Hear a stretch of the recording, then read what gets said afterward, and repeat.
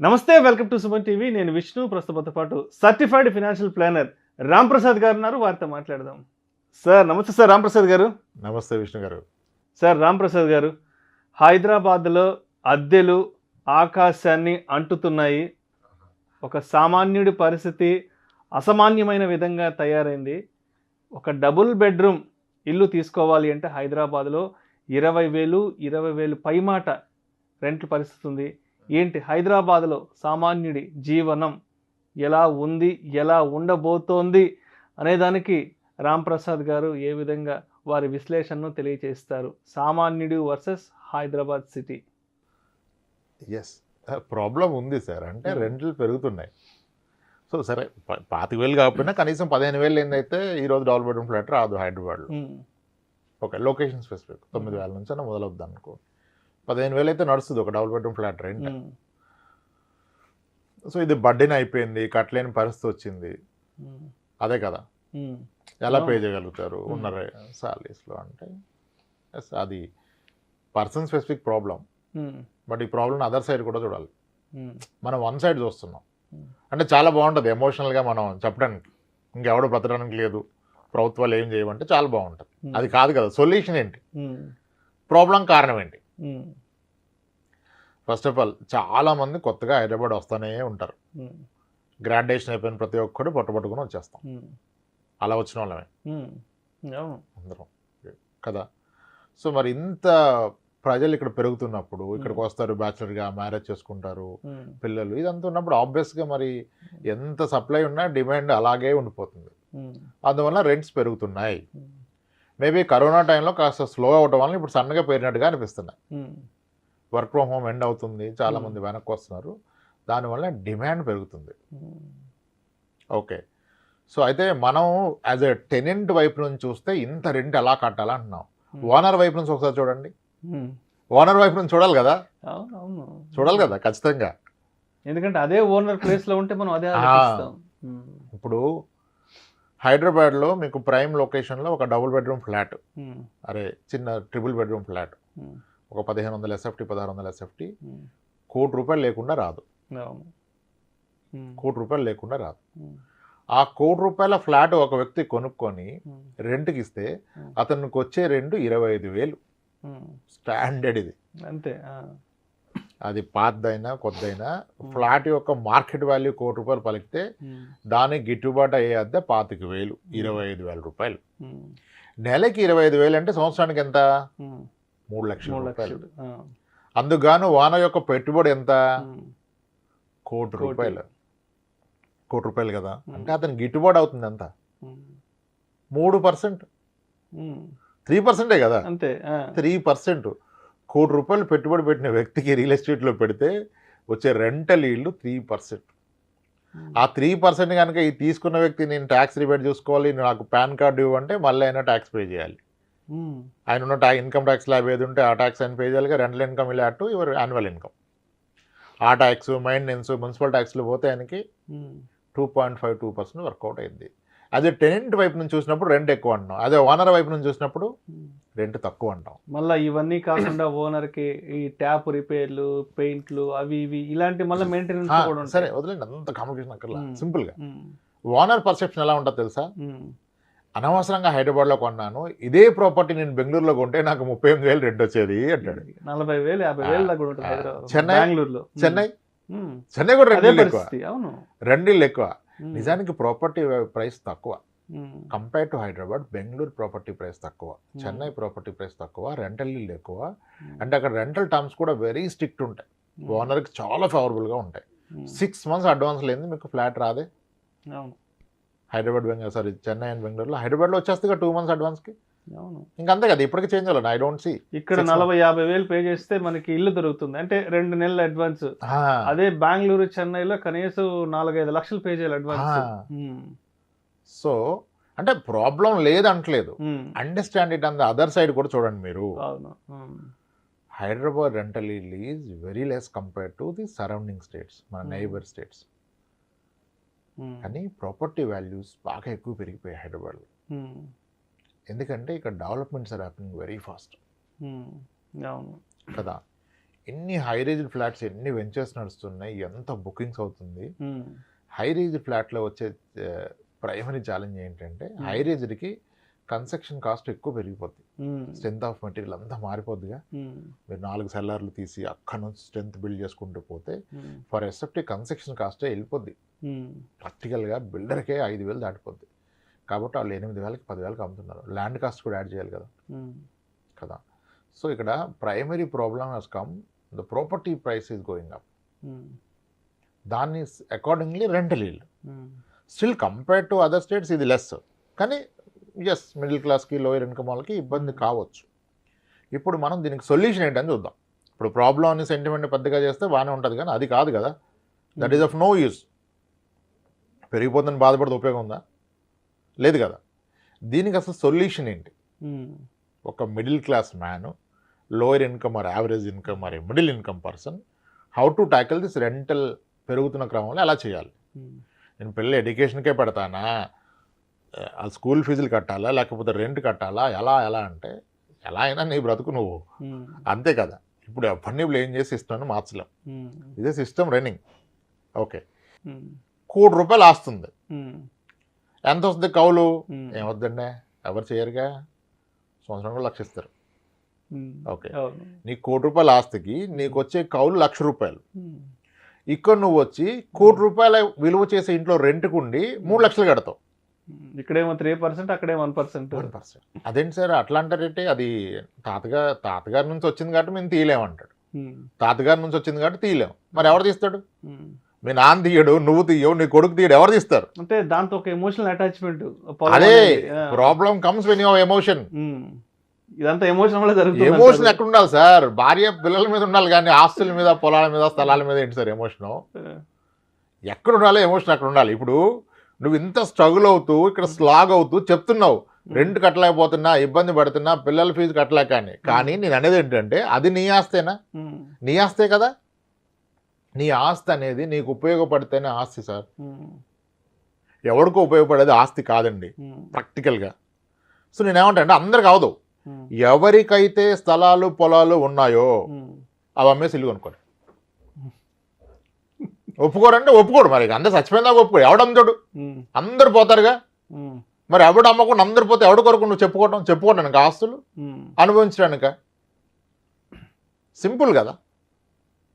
ఇప్పుడు ఎప్పుడూ వాడంది తినడానికి రా అంటే నేను అదే అంటాను. ఇప్పుడు స్థలాలు పొలాలు ఉంచుకోవాలని ఉంచుకోండి, హ్యాపీ, పెరుగుతాయి. కానీ వాటి నుంచి ఆదాయం లేనప్పుడు అది ఉంచుకొని నువ్వు ఇక్కడ అప్పులు పాలైపోయి అద్దెలు కట్టుకోవడం ఏంటి? మా పిల్లలకి అంటాడు. ఎక్కడ పిల్లల భవిష్యత్తు కూడా ఉండదు. నువ్వు బడే సగులకి భవిష్యత్తు ఎక్కడది వాడికి? నీ దగ్గర డబ్బు మిగిలితే కదా క్వాలిటీ ఎడ్యుకేషనో, ఫుడ్డో, బట్టో ఏదో ఇస్తావు.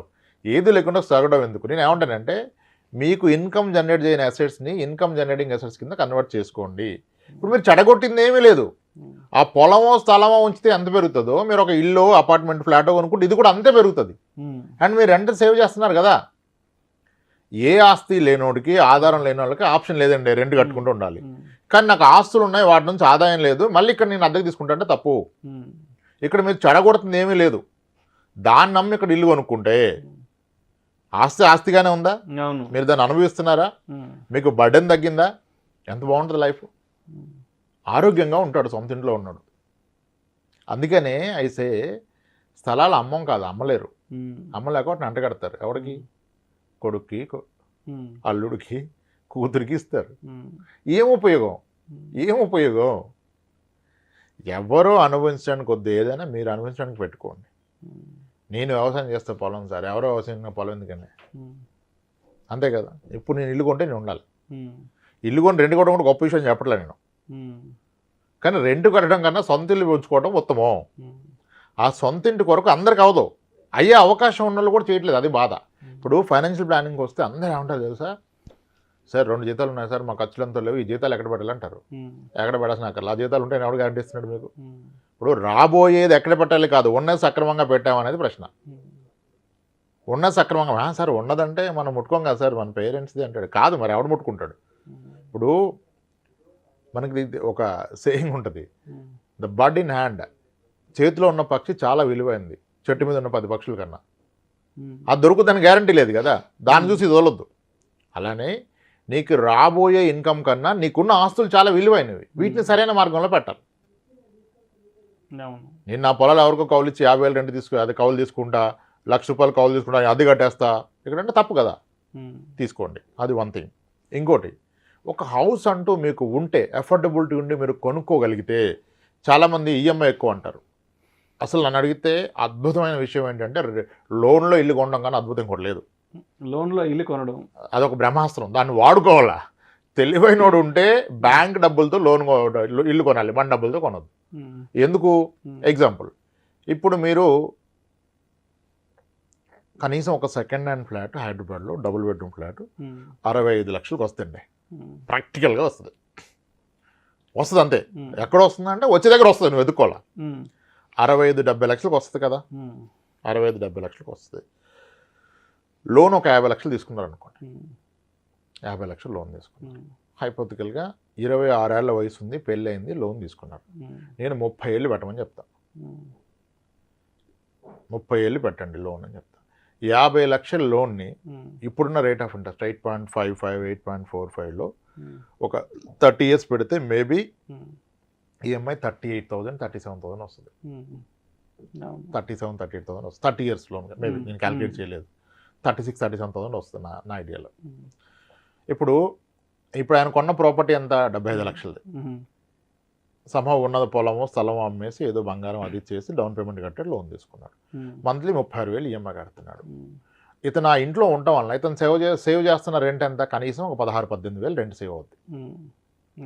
ఇతను కడుతున్న 36 అనుకుంటే 18,000 రెంట్ సేవ్ చేస్తే అడిషనల్ కడుతుంది ఇంకో 18,000 కదా, 18,000 రెంట్ కడతాడు.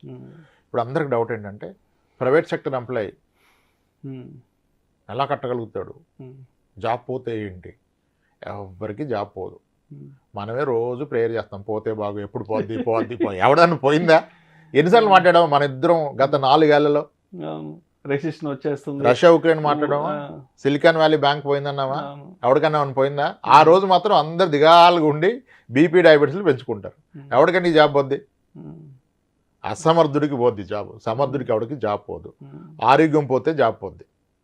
ఆరోగ్యాన్ని కాపాడుకొని సమర్థంగా పనిచేసుకుంటే ఎవరికి ఎక్కడ జాబ్ పోదు. జాబులు ఏ ఇండస్ట్రీని ఎవరికి పోతాయి? బాటమ్ పర్ఫార్మర్స్కి పోతాయి. టాప్ 10 పర్ఫార్మర్స్కి ఏ రోజు వాడి కంపెనీకి అవసరం, నీకు అవసరం లేదు. కంపెనీకి నువ్వు అవసరం. మనం వెళ్ళిపోతామన్నా కంపెనీ పట్టుకుంటుంది. ఇప్పుడు మన పాయింట్కి వస్తే 38,000 36,000 ఈఎంఐ కట్టే వ్యక్తి 18,000 రెంటే సేవ్ అయితే అడిషనల్ కడుతుంది 18,000. కానీ అందరూ అర్థం చేసుకోవాల్సిన విషయం ఏంటంటే మీరు if look at the last 25 years of track record of the home loan interest తగ్గుతాయి సార్, పెరగవు. కరోనాలో పెరిగింది, అది స్టాండర్డ్ కాదు కదా. మళ్ళీ ఇప్పుడు 8.5 వచ్చేసినాయి. Most of the banks are offering. మీరు చూస్తే నెక్స్ట్ 10 ఇయర్స్లో home loan interest will again come back to 5.56 వస్తుంది. మనం ఆల్రెడీ 7కి వెళ్ళిపోయింది చూసాం. 7 నుంచి 9కి వెళ్ళింది, ఇప్పుడు 8.5కి వచ్చింది. It will come back to 7. అంటే 20-30 ఏళ్ళు లోన్ తీసుకున్న వ్యక్తి యాక్చువల్గా ఇతను ఒప్పుకుందే కడుతూ పోయినా ఈఎంఐ తగ్గుతుంది రేట్ ఆఫ్ ఇంట్రెస్ట్ రివిజన్ అయితే రెపో లింక్ వలన. 30 ఇయర్స్ లోన్ నువ్వు 30 ఇయర్స్ కట్టాల్సిన అవసరం ఉండదు. దానికి అదే 24 ఏళ్ళ క్లోజ్ అయిపోద్ది. అబ్జర్వ్ చేస్తే ఎవరైనా అలా కాదంటే కాదు. అసలు మీరు చూడండి, హిస్టరీ చూడండి, హోమ్ లోన్ రేట్స్ ఎలా వ్యారీ అవుతున్నాయి అని. దానికి అదే తగ్గిపోద్ది. కానీ ఒక విషయం ఆలోచించండి, ఇతను కట్టే ఈఎంఐ పెరగదు కదా, 38 ఉంటుంది కదా. ఒకవేళ రేట్ ఆఫ్ ఇంట్రెస్ట్ పెరిగినా టెన్యూర్ పెరుగుతుంది, ఇతనే వరి అవసరం లేదు. అప్పుడు దాన్ని పట్టించుకోవద్దు. యూట్యూబ్లో చెప్పారని చెప్పి టెన్యూర్ పెరిగింది ఏం చేయదు, ఏం చేయక నీ పని నువ్వు చేసుకో. టెన్యూర్ పెరిగింది, రేట్ ఆఫ్ ఇంట్రెస్ట్ పెరిగినప్పుడు టెన్యూర్ తగ్గినప్పుడు మళ్ళీ తగ్గుతుంది కదా, నీకెందుకు వరి? పెరిగింది తగ్గింది కదా, సో అలా తగ్గుతుంది, నీకు వరి లేదు. నువ్వు ఇదే ఈఎంఐ కట్టుకుంటున్నావు, కానీ 10 ఇయర్స్ పోయాక నీ హౌస్ రెంట్ ఎంత అవుతుంది? ఒకవేళ నువ్వు కనుక నీ సొంత ఇంట్లో లేకపోతే నీ రెంట్ కూడా 10 ఇయర్స్కి డబ్బులు అబ్జర్వ్ చేస్తాయి. 10 ఇయర్స్ అయితే నీ రెంట్ 36,000, నువ్వు కడతా నీ ఈఎంఐ కూడా 36,000 కదా, దెన్ ఇంకెక్కడుంది? అంటే 30 ఏళ్ళు హోమ్ లోన్ తీసుకొని 10 ఏళ్ళు ఈఎంఐ కట్టగలిగితే తర్వాత నీకు దాని రెంటే కట్టుకుంటుంది. నువ్వు ఉంటే రెంట్ సేవ్, లేకపోతే రెంటే ఈఎంఐ కట్టుకుంటుంది. ఎంత అద్భుతమైన విషయం.